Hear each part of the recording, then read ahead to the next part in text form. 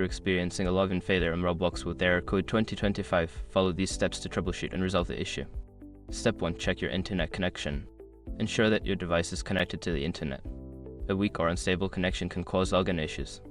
Try restarting your router or switching to a different network if possible. Step 2. Clear browser cache. If you're using a web browser, clear your cache and cookies.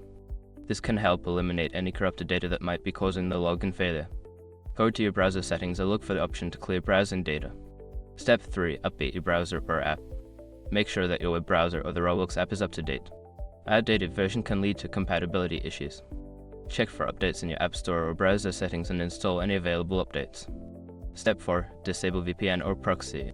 If you're using a VPN or proxy service, try disabling it.